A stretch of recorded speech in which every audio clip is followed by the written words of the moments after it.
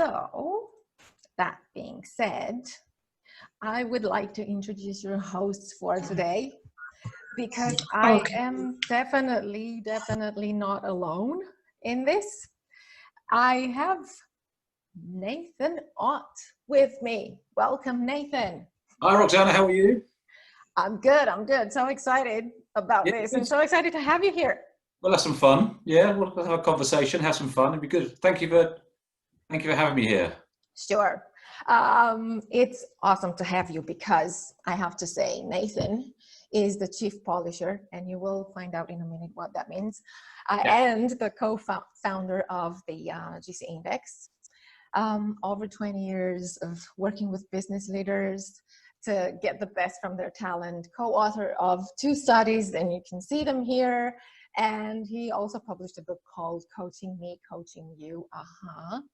And I think for those of you who are ABBA fans, you might even know the song because it goes there. There's a song with in it as well. And Roxana Radulescu, this is me, Chief Game Changer and founder of All Personal, which is proudly the first training, coaching, and consulting company that is a partner to the GC Index. So I'm here in Canada, so I'm so happy to be partnering with them.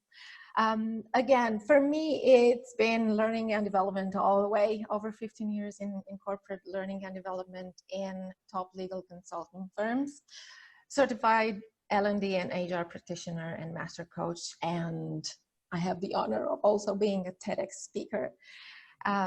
So that being said, enough about us. Let's go to what we are going to be talking about today. And because I told you that my experience is in legal firms, I learned working with lawyers that we need to define things before we start talking about them. So these are the people decisions that we are going to talk about today. And for my friends in Canada, you all know who this guy is, and you all know who the Raptors are. And I really like to use the analogy of sports teams whenever we are talking about people decisions in teams. At work, in any kind of environment, there is a clear correlation when you talk about teams. So the kind of decisions that we will be talking about today are from the pre-hiring stage to choosing different paths. And we all know, we start from even before we want to bring people on the team, having some idea at least of what we want them to bring. And then when we hire them for what we want them to do, for what we want them to contribute on the team. And then when we develop them, we don't just develop them, we develop them and us and the business together, because ultimately the people decisions are also business decisions. And we all know the costs of a bad hire, for example. And that includes entrepreneurs. For those of you who are entrepreneurs or solopreneurs here, why? Because you are making a kind of impact in your own business. You need to treat yourself as somebody who works on the business. So would you keep you if you were your own hire? What would you do with yourself? How would you develop yourself? And then we want to promote and retain people. Why and when? Well, when they're ready for the next stage, because I want them to stay with me.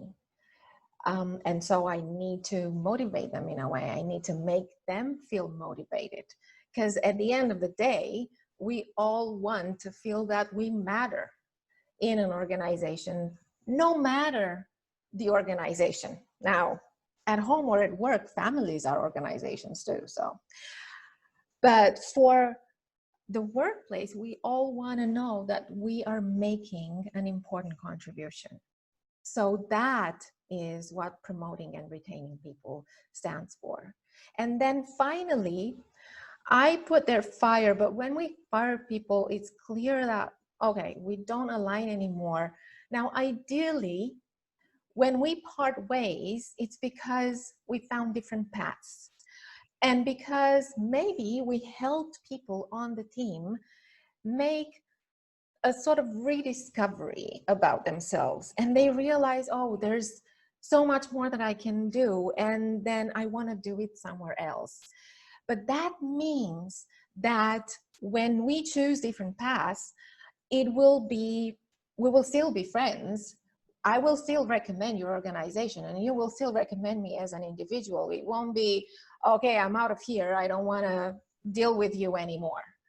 So by the time we get to point number 5, if we've done everything before that the right way, it will rather be choosing different paths and rediscovery than firing and I don't want to hear about you anymore. So now the problem with our people decisions, again, we are defining the problem here.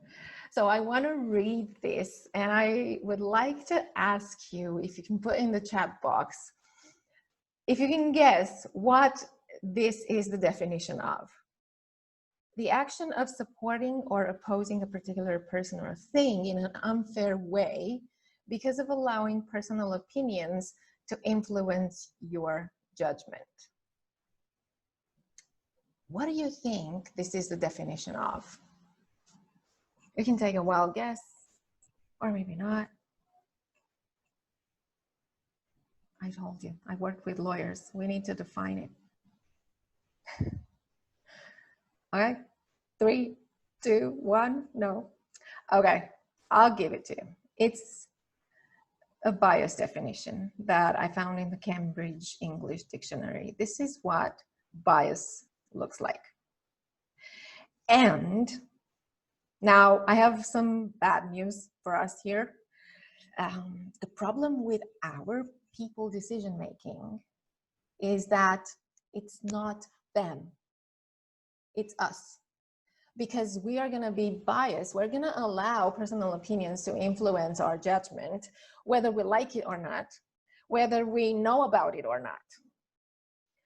Because that is just the way that we grew up as individuals, right? We're going to have one personal opinion or another that will influence our judgment in a way or another. So that's the bad news. That is not them, it's us when we're making people decisions. Now, when they're making people decisions about us, it's gonna be them. It's not gonna be us, because they're making the decisions about us. But with that said, bias is also unconscious. It's also human. And it is very, very diverse. So I'm just going to put up some of the biases that we might have, that we might know about, or maybe not know about. And here's how many they are. And again, if you have different biases that you want to mention in the chat box, please go ahead. I found these that are the ones that we find more often when we're making people decisions. And it can be anything, like gender, height, weight, age, marital or parental status, accents, education, personality traits. Now, think about it. All of these, they affect the way that we look at somebody and the opinion that we have on them. Like with accents, even today, it's going to be easy, right? Nathan comes with a British accent. I come with an accent that is mixed from all over the place because my background is Romanian and I worked with UK firms and now I live in Canada. So I think that And by the way, that might be a bias that you have today, and you might not even know about it. So, talking about unconscious bias, what I have for you are some free resources if you want to dig deeper into finding out more about your biases. We have the implicit association test by Harvard University, and you can take. So there are so many assessments there for different kinds of biases. That is a very interesting one to take and very surprising. So I took a few, so I know for some of them I was surprised, for some of them I wasn't. And Google, they have very good resources on their rework website. So I'm going to be sharing the slides with you afterwards, so you have the links on the slides. Don't worry about getting them right, because you will have them anyway. So now, looking at this, the question is, if we keep doing what we've always done, how can we expect to get different results? And now the thing is, we can't just sit there and expect different results. We have to do something about it to change the way that we do things. So we have to be the change, ideally. And this is where we're introducing the proven method of measuring impact for all people decisions. And I want to pass it over to Nathan, who can tell us more about the history of this proven method. Yeah, hi everyone. Nice to be here. So Nathan Ott, Chief Polisher here at the GC Index, based out of London. Just a bit of context, we started researching this 2013, finally launched the GC Index in 2017. And with that, it really is quite simple. And why has it resonated? It seems to have resonated because in those under 3 years, it's been used now by over 1,300 companies, big, small, charity, non-charity, whatever, around 50 countries. And why has it resonated? And I think the reason it's resonated so broadly is because, as Roxana said, historically we make people decisions based on the traditional methods of data. So we look at expertise, for example. Can my CFO count? Does my Java developer know Java? Have they got those skills? Have they got that expertise? Great. We look at experience. Have they done it before? Have they run a team before? Have they run a department before? Have they sold before? Whatever it might be, we look at that experience, and that gives us some comfort. And then we sit in this world of personality that we seem to have been seduced by for the last 50 years, and it's very helpful. There are lots of tests out there for personality. Some people use their own gut feel, intuition, but it's useful and it's helpful. Does this person sort of fit in emotionally with me? But that's not, when you want to transfer that to business decisions or decisions, it's not very helpful. And so what we've worked with the GC Index as a missing dimension, is this notion of impacts. What's this person's energy to contribute, their energy to make an impact? And that's what the GC Index does. It doesn't measure personality, it doesn't measure skills. We've got lots of that. It's how does someone make an impact? So you started with a sport analogy there, Roxana. I get told off my sport analogies. I'm from England. We play football or soccer, right? And so, but the point is, it's the same. It's the same point. If any sports team doesn't necessarily, their starting point isn't, what's this person's personality, and we take their skills that they can kick a ball or skate on ice or whatever, and they've been doing it for years. But what I really want to know is, how did they impact the team? Do they want to score goals? Do they want to defend goals? Do they want to create play? Whatever it might be, because that's their energy. When they walk out into the ice, onto the pitch, onto the court, whatever, it's that energy to make an impact to that team, to that role, is what's the most important thing as a starting point. And all we're doing is putting that into a business context. So that's fundamentally what the GC Index is. Yeah. Mm-hmm. Yeah, so I mean, I think you can move on to some of the other slides. Because, and then you mentioned impact, and I think these are some pretty good questions that we can ask before we make those people decisions. And can this person drive change? Can this person deliver? Can they bring the team together, plan for success, be innovative, or drive improvement? And the interesting thing about it is that it measures impact. Yeah. Right. Yeah, I mean, you hear it a lot, you know, these people have got roles and companies are saying, oh, go and be innovative. I need this person to be creative or innovative. You know, well, if that person's not their energy, they might be, but they're not going to do it. They're going to feel drained, you know, just do this stuff. You know, I want someone to go and do something.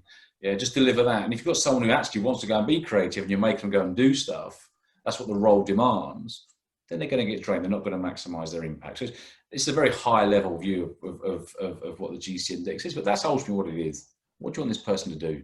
Yeah, what impact do you want them to make? And that's the starting point. Yeah, and that's what I liked about it as well. So if we are looking at the GC index, and because we talked about what the impact is, right? Can you introduce us a little bit more into the concept of what that impact can be? Yeah. So I think the probably the reason why this is resonating, firstly, the simplicity of the language. And the GC index is fundamentally just built on a high level business model. So you've mentioned all of those things around bias and making people decisions. It's quite an amorphous, you know, personal, individualistic sort of view. And that's very, very difficult to connect to business outcomes, to business or team outcomes. It's really difficult to connect that. So that's what the GC index is. It's a high level business model. It's we have 5 of what we call proclivities. So proclivity is not personality or proclivity, inclination to make an impact. And we're all bits of these, but at highest level, yep, there are those individuals that want to make an impact through new ideas, possibilities, the way, you know, new ways of doing things. They don't value arbitrary rules or receive wisdom. They want freedom. They move us on. Game changer, we call those. Yeah. But that's great, and it's all very well having these wonderful new ideas, but unless you've got people that can make sense of them, you know, people that can ground that idea, make it fit into a business context, explain it to investors, explain it to clients, explain it to pupils, if you're a teacher, whatever it might be, we call that strategist. Yeah, so they're more ideas focused. Yeah, but then you could have a lovely, elegant idea, you know, but if you don't get on and do something with it, it remains just an idea. So we call those the implementers, and those implementers want to get stuff done. Come on, just stop thinking, stop talking, get on with it, get some results, right? I mean, that's what these, you know, these people are. They want to do it. We need that. So we need that contribution. And then we have what we call the polisher, and you know, it's all very well getting stuff done, but it's got to be improved. You've got to make it the best it can be. You know, you've got to increase, because, yeah, and it's got to be continuously improved and sort of driven forwards. Then that we call it the polisher. Yeah, and it's quite interesting actually when we look at the polisher and the game changer. There's a difference between innovation and invention as well. A lot of people confuse invention and innovation. We look at them differently, and I could always talk about that. And then in the middle, we've got a proclivity called Playmaker. And this is really important, probably our biggest discovery, because as you've just mentioned in some of your stuff, these individuals, this proclivity is about genuinely getting the relationships right. They don't dominate in ideas, they don't dominate in tasks. It's about people. Now, this has nothing really to do with being socially skilled or politically correct or emotionally intelligent, all those things that we're taught.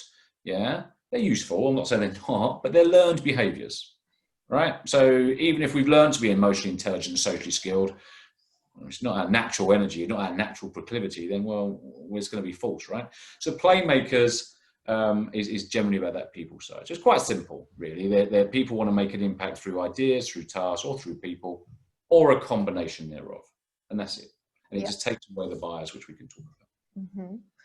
And what I want to add here is, or stress, underlying what you said is that the GC index does not measure personality or skills, but it profiles the ways in which we feel most engaged and energized. Yeah. So where we naturally put our energy and helps us make an impact upon our world. Yeah. So I think this is the key here, especially when we talk about people decisions that are unbiased and that are based on data that supports the decision, because it helps us play to our strengths and maximize that kind of contribution to the business.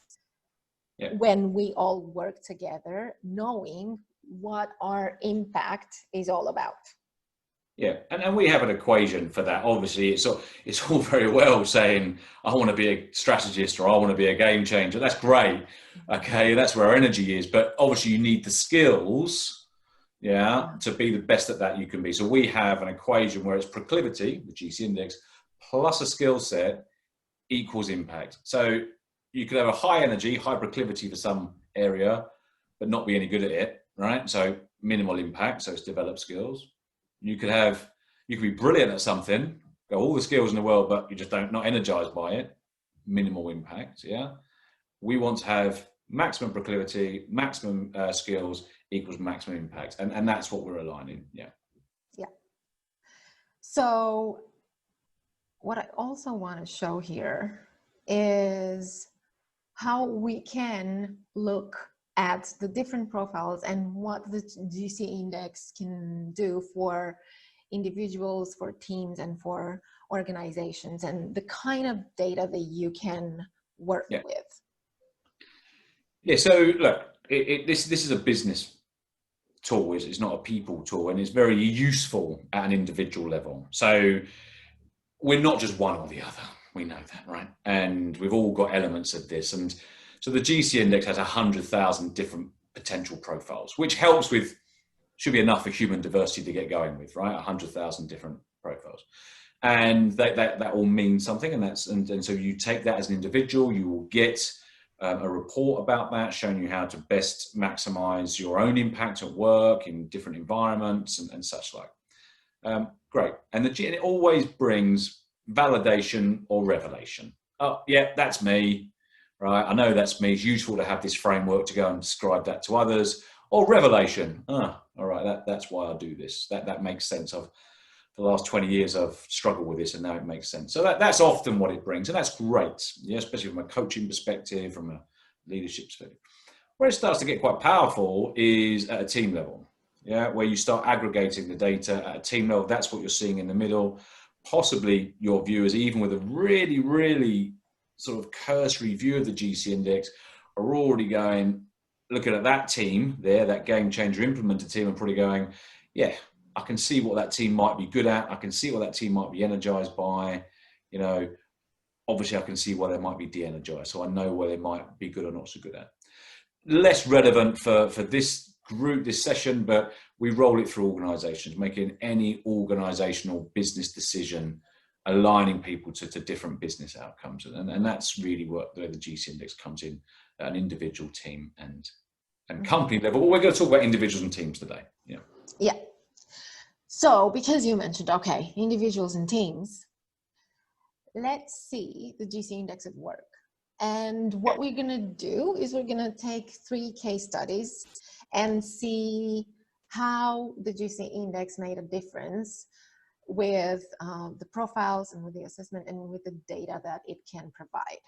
Yeah. So first one is an individual business impact. And this is an entrepreneur profile, by the way, which I specifically chose because it proves the power of the business decisions that we can make when we look at our individual profile.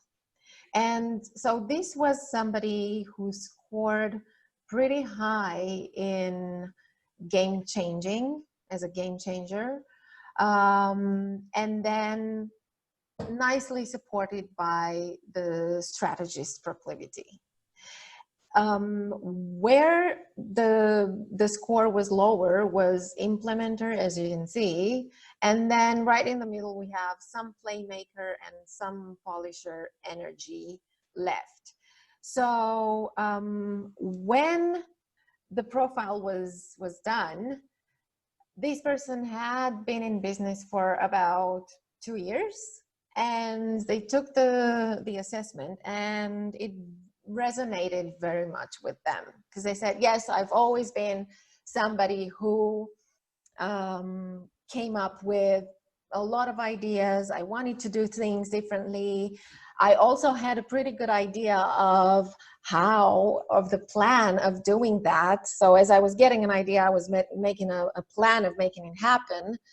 The problem was in making it happen. So when it came to implementing, it was overwhelmed, because they felt like they had to implement so many ideas with some sort of trouble prioritizing among those ideas, because they felt so engaged and got so much energy out of coming up with so many great ideas about how to do things differently. But then, of course, they felt a little bit overwhelmed, because I'm all alone in this. How am I going to do that by myself? So what this profile did for this individual was that they decided, okay, so first of all, I will need some help with implementation. So they thought, what kind of help? I can make some strategic partnerships with people or organizations that keep me on track, that give me deadlines, that hold me accountable for those deadlines, and help me prioritize my action points, not depending on what's the next idea that I feel more enthusiastic about, but on what real priorities are for the business. And then they also decided, okay, I will need help with implementing things. And so are there any automated apps that I can use that help me implement things more effectively in my business? So those were two business ideas that they were able to make right off the bat by seeing this profile, and with us going through the debrief and analysis of what that meant to them. Yeah. No, I mean, I've not seen this profile, so I see lots of them. So, but I think what you see is also within the GCN, a high score could be a strength or a weakness, and a low score can be a strength and a weakness. And we have this natural human thing to go, oh, I've got a low score, therefore I'm not very good at it. Now, that too, I would imagine, I don't know, but I'd imagine that doesn't mean that person's not any good at implementing. They could be great. Yeah, they could be very good at it, very skilled at it. But my guess is they probably just don't want to do it, right? They're much better up in that new idea space, possibilities. Yeah. Now, of course, I suppose as an entrepreneur, you mentioned that the tools that, you know, there's a number of things. There's some automation tools you mentioned about that into this individual. You mentioned other people to help them get some stuff done. But there's also, this person can't just go to, oh, I'm not going to implement, right? I'm not going to do it. I've got a 2. No way, right? So they can't do that. So they're going to find anchors to do that. You know, there is another part is, well, look, I know I've got to get my tax return done, or I know I've got to do this accounting, or I know I've got to get that website copywritten, whatever, you know, whatever it is for an entrepreneur. This helps find anchors to do that as well, I would imagine. Did this person live in corporate before? Were they in a corporate life? Yeah. They used to be in a corporate life and then started their own. I'd imagine they were quite frustrated. Mm-hmm. Yeah. Did you explore any of that with them? Yeah, because they were frustrated around the Playmakers score. And by the way, people do get frustrated when they see low scores or lower scores. They're like, why did I get that? I thought I was better at that. And it's not how good you are, because you might have the skill set, but that doesn't mean that you have that kind of impact. So this person came from a high level of heading a department and teams and talking to executive teams. So they thought they would be more of a playmaker. And so we had to sit down and say, okay, so what kind of people did you work with better?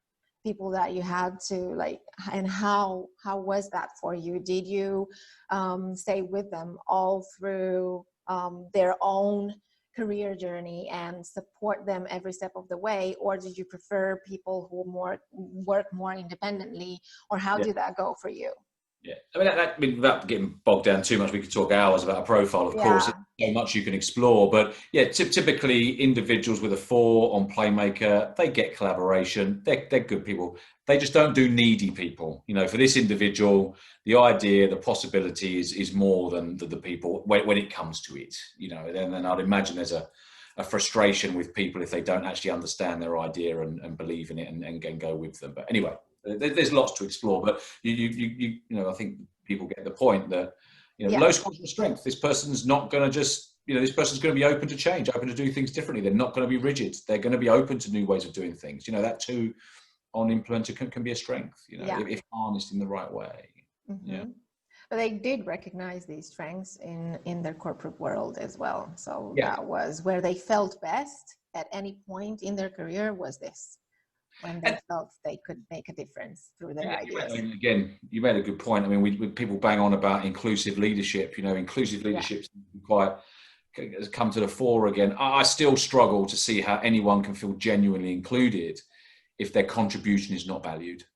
Yeah, if your contribution is not valued, then you will never be genuinely included, no matter whatever stuff you put around it. So if this individual is not valued for their contribution of new ways of doing things, new ideas, possibilities, they will not feel included. Yeah.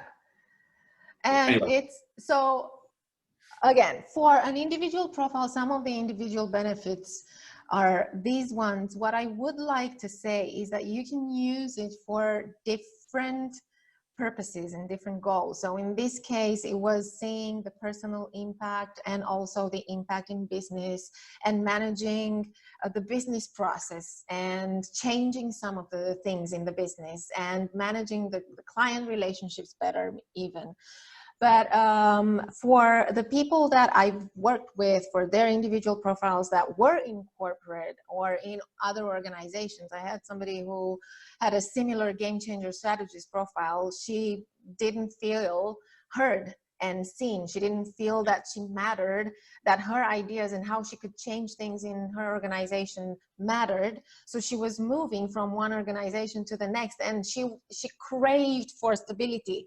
She told me, I want to be in an organization once and for all. I'm sick and tired of moving. Yeah. And then we worked together on that. She left that organization that she was at that point, but she found one where she stayed because, and I quote her here, she felt heard. Yeah, so, right.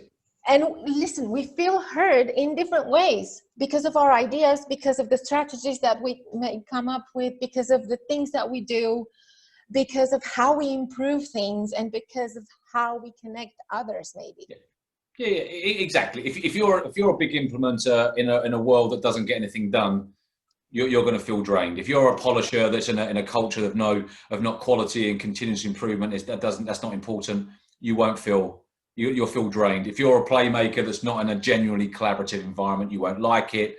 Game changers fear conformity. Yeah. So if you're in an environment where your ideas you can't be free to express your ideas, you'll get drained. And strategists, if you're in a world that is just unstructured, it's not clear, I don't know why I'm doing this, you're going to feel loose. It is that simple. Yeah. And it's really easy to understand. So yeah, great story. Great. Feeling heard. Brilliant. That's what I want. Feeling heard. Yeah.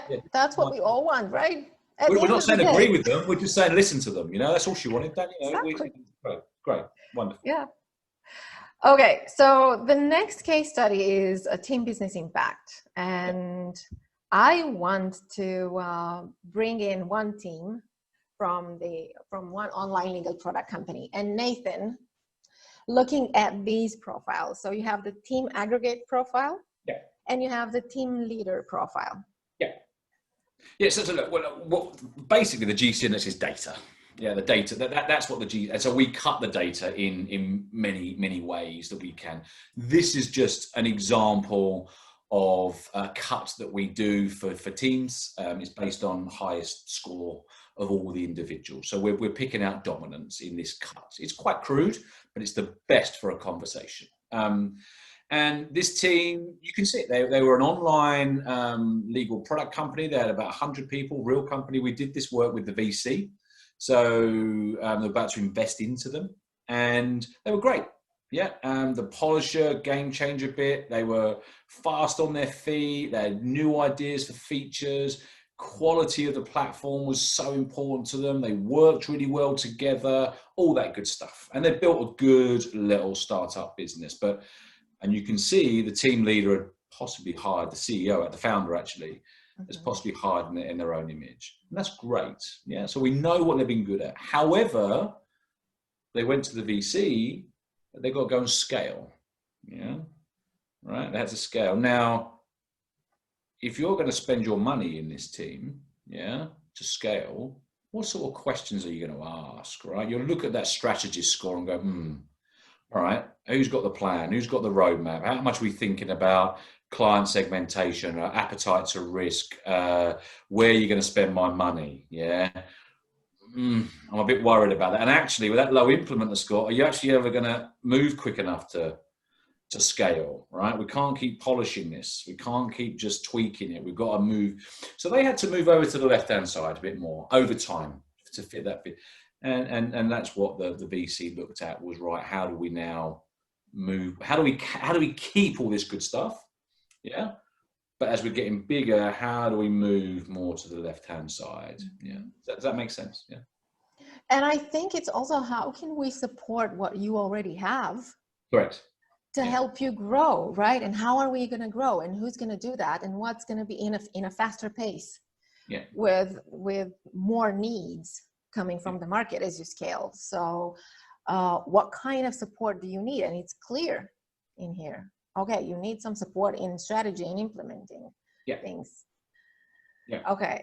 I think for them, they just built they got a COO. The VC put a COO on board. Was a big strategist implementer. The founder remained CEO for a short period of time, but was moving more into an ambassador. Go look. You're a go and think of something new. Go and think of the next big stuff. You know, this corporate life, as we go more scale, is going to bore you. We know that. I mean, again, it's paraphrasing, but that's kind of the message. And this is a very different company. Both are very successful. This is a manufacturing company, $2 billion. You know, this is their board. You know, and they're excellent at it. They're fundamentally brilliant at just, you know, getting stuff done. You know, low margin, very successful. And then for them, just to ask the question, you know, do you need to differentiate yourself from the competition? You look at that game changer bit and you ask the question. You sort of say, well, do we need to do something differently? And then they got into the conversation. We got into that conversation around, well, we can see the market for the next 2 to 3 years. Our market is changing. We will need to be different in 2 or 3 years' time. That's great. How are we going to do that? Yeah. With this, how are you going to look at this? How are you going to do this? So it's not about saying you're bad, because you're not. You're very successful. But what things do we need to work on? And it's done in a very non-biased way. You don't know if these are men, women, old, young. You've got no idea. Yeah. But you're making business decisions for the good of the business with that advice. Exactly. So that's what I wanted to say, that you don't get any idea about gender, age, nationality, any of that bias, right? So you just see the data that helps you do something that matters for your business right then. I think we also have a very good Great question.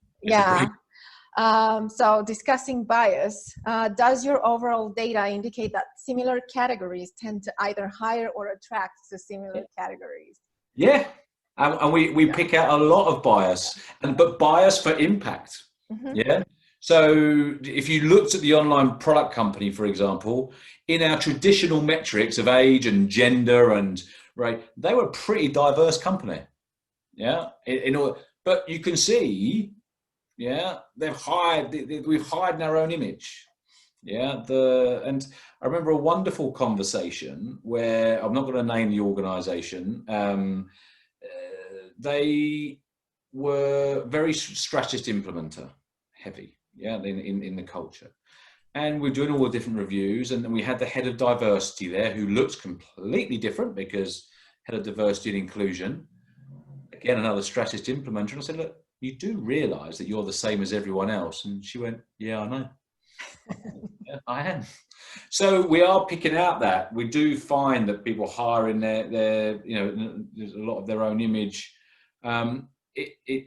Through the GCNs I'm talking about, through GCN data, we do see that often. In the right-hand example, the manufacturing company, that CEO is new. The outgoing CEO did actually look like the shape of he was a big implementer polisher as well. Yeah. Does that answer your question, Trevor? I mean, please do feel free to ask some more, but it's a great question. We get that a lot. Yeah, exactly. And I think what we will see is also how we can, okay, great, thanks, great. Okay, so keep the questions coming, because that makes it even more interesting. Yeah. Apart from the interesting stories that we're telling you. No, but we want stuff that's going to resonate for people that are here. Yeah, so there's lots to talk about, but it's we don't have the answer for everything. We got one lens of that we focus on. So yeah, do keep them coming. And I think this next and final case study is a good study to look at recruitment-wise. So what we have here is a team of these 3 individuals.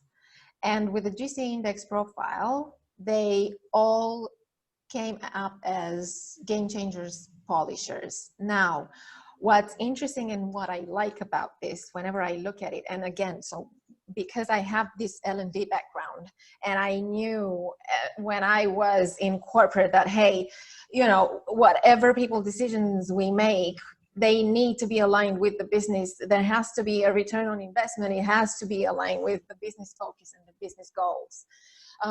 And at the same time, we didn't want to put any labels on people.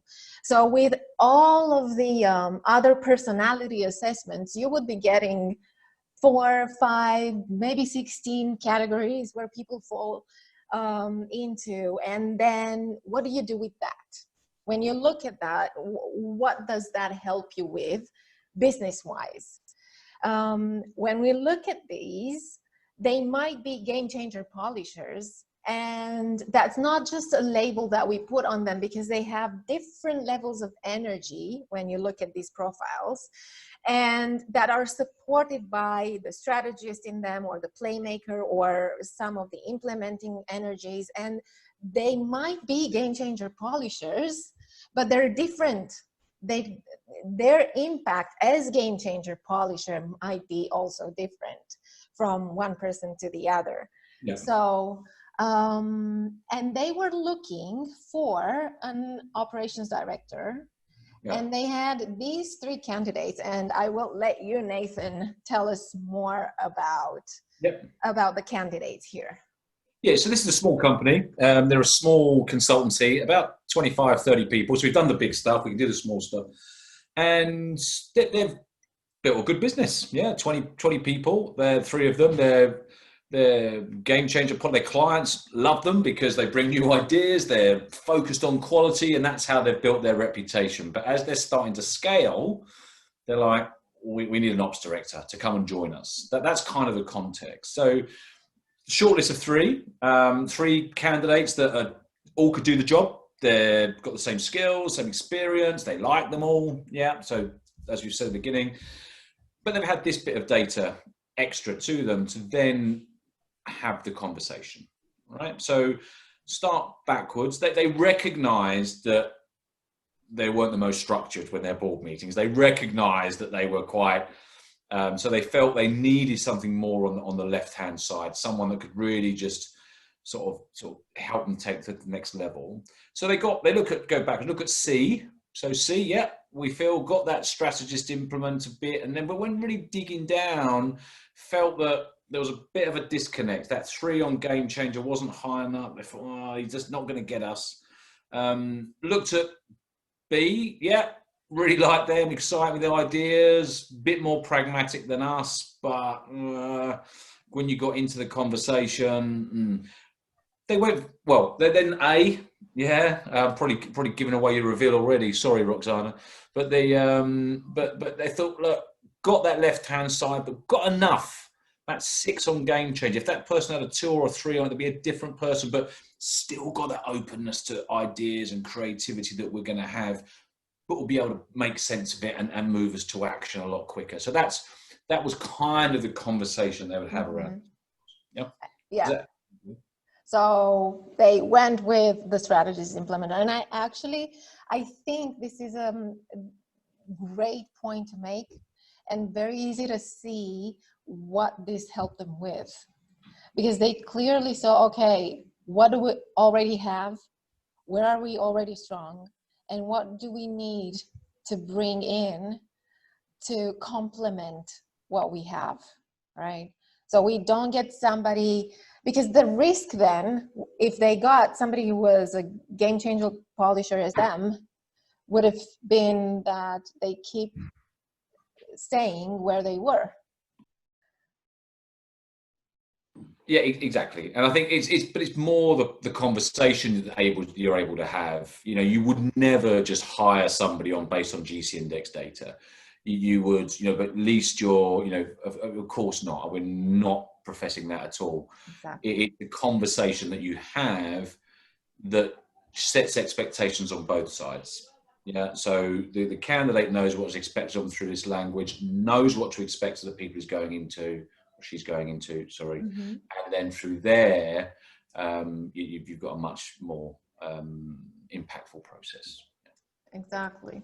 And that which brings the kind of diversity you need, right? And without necessarily hiring in your image or thinking about okay, I need to bring this person because we need somebody nice. That's not at this level. That's not a conversation that you want to have, especially when you want to scale, right? You want somebody who has the right impact on your business goal right then. Yeah. And obviously, I've just got one eye on the clock. I do talk quite a lot, so yeah. I'm going to put myself on mute for a bit. Yeah. All right. Okay. Thank you. Okay. So actually, we have a question based on the examples shared so far. There has not been a dominant playmaker. Does this indicate that the playmaker category and/or skill is much more rare compared to other impact categories? Oh, good question. No, that's just serendipity, actually, which is interesting. Yeah. Or not. It wasn't manufactured, just the way that it is. We've got a number of GC people leader. We do GC people leader interviews with playmakers, and we've got examples of playmakers. They're all independent. If you look at our the backdrop of the GC index, it's based on a normal distribution. It's stunningly normal in terms of the roles that you see. So thank you. It is our biggest discovery, though, I must say. And when you generally meet a playmaker, it's stunning what they can do. I'm not. Yeah, so I fit in your category of not being one. Yeah, I talked to a playmaker, actually, part of the GC People Leader series. She was, so playmakers can be frustrated when they don't see people performing in the roles that they should be performing in, when they're not in because for them, it's so easy to see what people are good at and where they would be a perfect fit. And they're so frustrated when this doesn't happen. But that doesn't mean that, so I've talked to playmakers who were team leaders and had executive positions. So it's not rare. It's just, it also depends on the combination. It's a good spot though. No one's ever. That's a good spot. I'll have to put a Playmaker profile in. Thanks, Trevor. Thank you. Thanks. Exactly. So, okay, moving on. So you can, there's plenty of benefits for using the GC index for businesses, depending on what you need the data for. That's the idea behind it, and it will help you make decisions that are less biased, because it comes with some accurate data on top of everything that you already know about your candidates, for instance, for a recruitment decision. So talking about businesses, these are, as Nathan also said, some of the companies that the GC index, that use the GC index in 50 countries right now. And the number is growing, and happy to add Canada here as well. Yeah. And we do have some client feedback that we want to share with you, because it has a lot to do with what we discussed so far, because the GC index enables organizations to recruit people for the impact they want to make, value them for the impact they do make, and develop them for the impact that they have the potential to make. We also talked to, for the individuals, we talked to, there's somebody I talked to at Deloitte Canada, and who, surprise, surprise, found the assessment incredibly accurate. And this is typically the reactions that we get. I said typically because sometimes people can say, oh, really, that's not really me, why is the score so low, and that kind of discussion. So, and we can talk about it all day. And so the solutions are on a number of levels here. So it can be either for individuals or individual businesses, or team, at the level of teams, team decisions and strategies, and also work with this kind of data for organization culture, especially for diversity, inclusion, and innovation. So what I'm happy to do after this session today is sit down with you in a meeting, so we can see which would be some solutions that are fit for your situation, or that would help you solve your current challenges when it comes to individuals, teams, or organization decisions and business impact. And you will see, so I will be sharing this link at the end of the webinar as well, and we can take it from there. So that being said, we're opening up for the questions and comments from you. And you can, apart from using the chat box, you can also choose to unmute yourself and just ask the question. It's that simple.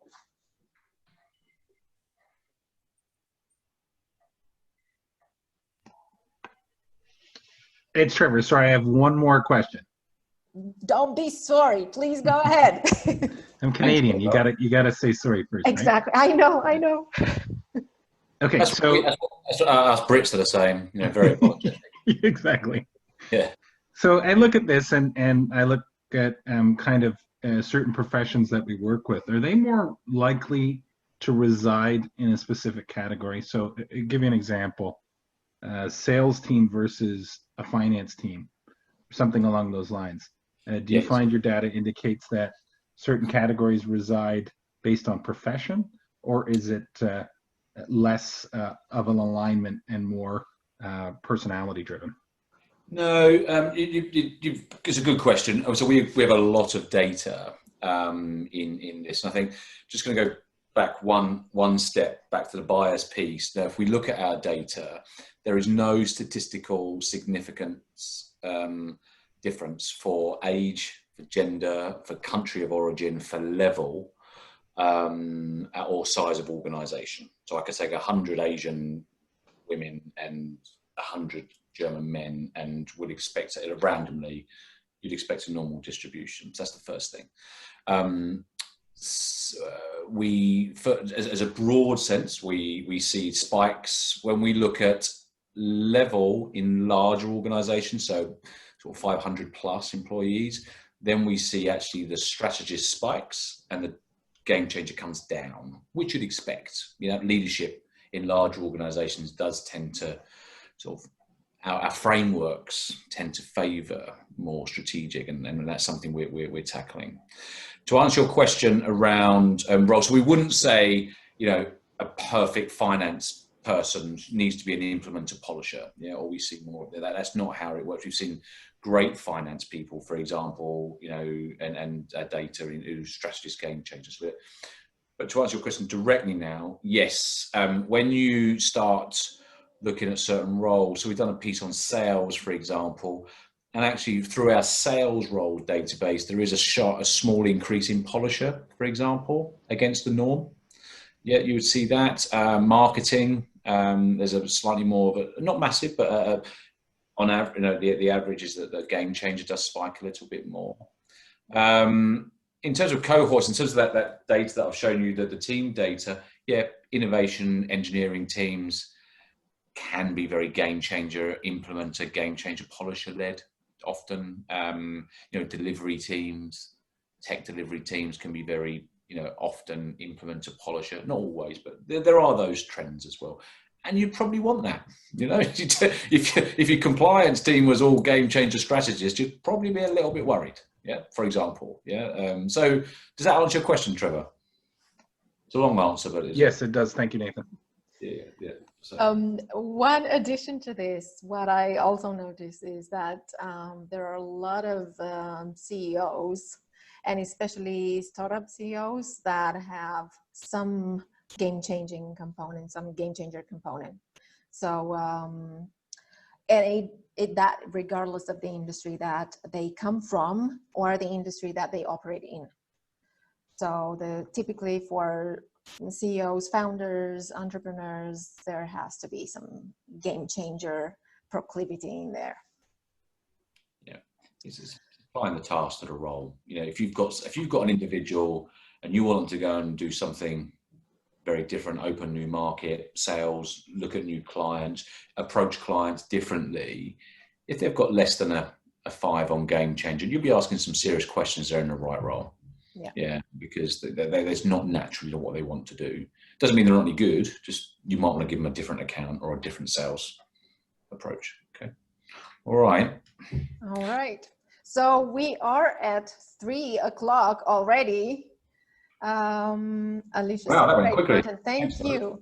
Yeah, so thank you for being here today, and I really hope you got some really valuable content. I will be following up with an email and send you the slides with the resources that we talked about, and also the link to book your meeting and just sit down and have a conversation around what solutions we can bring to you that provide some game-changing value for your business.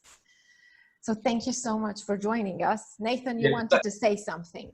Just to you, Roxanne, thank you. Look, we've got 150 partners globally, ranging from Deloitte, FTI globally, and big player. And I'm just really so thankful for you spearheading this into Canada, our first GC partner in Canada. So thank you for putting this on, and we look forward to obviously continue to support you like we do our other partners, to move this, to make an impact in Canada. Thank you. Yeah. All right. So thank you everybody. Have a game-changing rest of your day and week, and hope to speak to you soon. Wonderful. Thanks so much, guys. Speak to you later. See you. Bye. Bye. Bye-bye.